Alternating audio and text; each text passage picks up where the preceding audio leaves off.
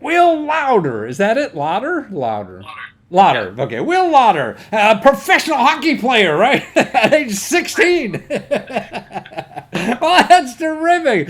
But now, man, you went from hockey player to surfer to saving the whole goddamn world now. Man. But what you're doing is terrific, I think. And it's how do you say the city? Help me. What's the Kapuluan. Kapulan? Kapuluan. Kapuluancoconut.com. And that's you're selling coconut oil from the Philippines. And you went over to help after a hurricane and saw these impoverished coconut farmers that lost their livelihood and everything. And so you're really starting them to not only farm, but to make coconut oil there. So they're getting more of the rewards for their product. Instead of a penny on a dollar, they're getting a lot more than that from every sale because now they're in business. You single-handedly did this with no PhD, no connections, no NGOs or knew nothing, just helicoptered in there somehow and started it all just from your heart is really what it's about, isn't it? Right. You're making it happen. Man. Yeah. It's just an extension of an experience that changed my life. It sounds cliche. I Yeah. say that all the time, but it's meaningful. Well, that's the only reason to work. Why can't we? I mean, that's right. Now you have a meaningful reason to get up in the morning and can't wait to work so fucking hard for all these people who really need it, right?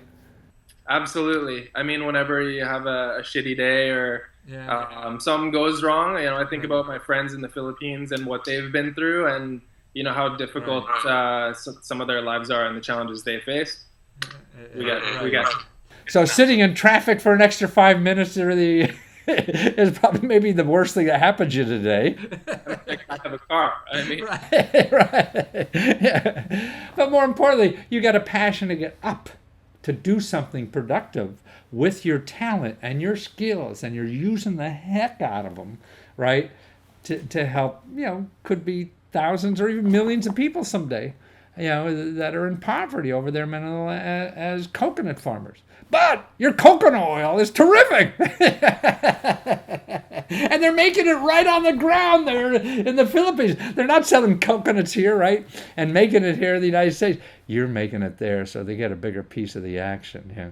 absolutely. It's just basically letting them make or helping them to make better use of their existing resource. Right now, most often they just sell the raw coconut or they produce a product called copra, and yeah, it's very low value and they're exploited. So And it looks like you're using appropriate technology to make the oil there. I mean, you're not bringing in big, billion-dollar factories or something like that. I mean, there's sort of like handmade technology you're doing. Is that true or not?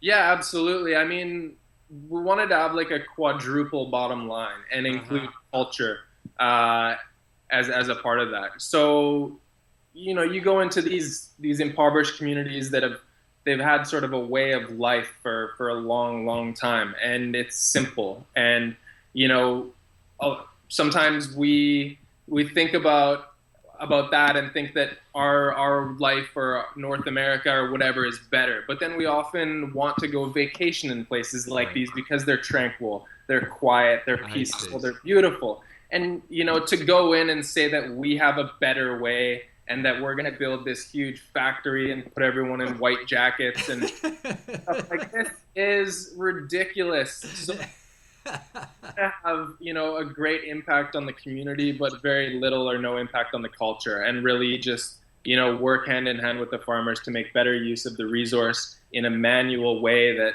promotes teamwork and is gender neutral and just fits right in with the community. So, Do they know what gender neutral means? so I mean, but what you have is this copra or this coconut industry, and it's very difficult. It's hard work. Yeah. They're climbing up to the top of these 100-foot trees, and it's tough work. And most often, women cannot be a part of that. It's just But now they're a part of it through the manufacturing process out there, right? absolutely, Is that what you're absolutely. doing? Yeah. So how'd you get so smart to do all? I mean, you just sound, so intelligent and creative, to see the bigger picture of things. It's so easy, and especially a marketing guy. I mean, what could be more ruthless than a marketing guy? That's what you were doing before. But I think marketing is sort of changing, it's evolving, and it's more about a conversation rather than just trying to drill a message in. It's a two-way thing. It's not just one way anymore. So it works the storytelling and sort of what we want to do in terms of our objectives in the Philippines, but also just how we treat everybody, and trying to make our experience great for our customers, for the farmers, and for everybody who's a part. So No, I think you're right. I mean, watching the videos, whatever, it feels so more. I mean, the community involved and all that kind of stuff that it's easy to make fun of when you live in a big city in the United States. But boy, it really makes you feel more alive. I mean, when you watch your video on your Indiegogo site, man, you feel, God, why can't we all live like that? And being comforted by other people instead of having to wake up every morning and think we have to fight the hell out of everybody. What a waste of energy. We're all here with the same problems. Yeah, and you found that already as a young man. I mean, that's amazing that it's so great. I mean, I think you should be honored for finding this so early in your life. Be able to contribute so much, and feel that you're making a difference because you see it. I mean, these interviews with the people you have on your website are, boy, they're obviously their lives are changing. They had nothing before you came there because the hurricane took everything. Yeah, absolutely. I think I'm fortunate as well.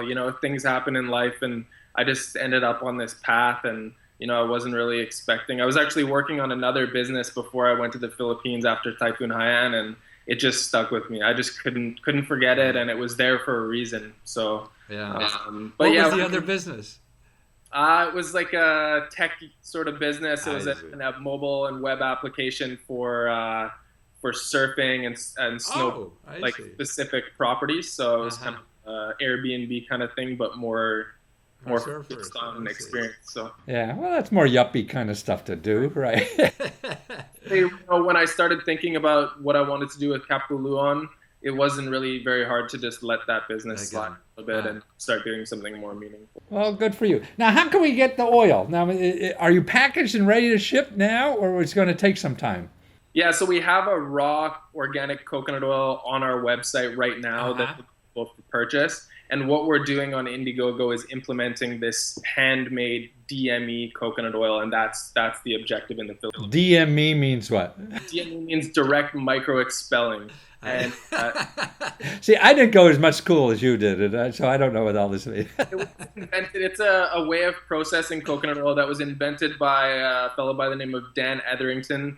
He's got a PhD from Stanford University. And he's basically dedicated his life. He's an agricultural economist, and he's dedicated his life to not only the coconut, but using the coconut to alleviate poverty. He's developed this system that we're implementing where it's the manual. Oh, wonderful. So that's the campaign on Indiegogo. And what's the bottom price to get in on? Yeah. Well, we'll plant a tree for $5. Oh, wonderful! So $5, I could plant a tree. A plum tree, and that was our original sort of plan, was to do this 1-for-1 program. I see. Tom's Shoes and some other companies made it sort of famous. So for every time we sold our coconut oil, we're going to plant a coconut palm tree, and that's being done to help the farming communities recover from the destruction of Typhoon Haiyan. And now Typhoon Hagupit, which last year destroyed another 30 million trees or so. And then obviously sustainability. And we have these global warming issues and carbon emissions and all this kind of stuff. So planting trees helps that as well. So it's really sort of covers a few bases.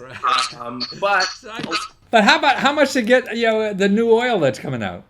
$14. 14? Well, that's nothing. And could I get it for Christmas presents too? Or not? That'd be, coming into holiday season, there have been some people placing some bigger orders, backing us for, I'm sure, gift giving and that kind of. It's perfect for that. Everyone loves. You'll be shipping in time for Christmas. Just after Christmas, actually. Yeah. Okay, But so we can give a thank you card, I mean, a little note or a picture or something, yeah, under the tree. You're gonna get your coconut oil. it's really, the coconut oil is fantastic. It's the world's finest quality coconut oil. It's the Wow. freshest, the fastest processing in the world, handmade. But the real thing you're going to be giving or contributing is helping to improve the livelihood of these coconut farmers and just making the world a better place, Yeah. better standards for coconut farmers, planting trees. I mean, we're really trying to do a lot. Yeah, So, but still, I mean, it's got to be better product because if you're making it right there, you're not shipping the coconut to California to put it together or something like that. It's all done right there. An hour after it's picked off the tree, it must be a hell of a lot better. Yeah. Well, Will, it's so nice you're there, helping the world and getting so much out of it yourself because you're selfish, really, because you love all that hard work. And you go to Kapaluana, right? Something like that. Kapaluan. Kapuluan. Coconut.com. And that's where you see Will's video and all the beautiful people that he works with in the Philippines. So thank you so much, Will. Take care. thank you very much for having me, Matthew.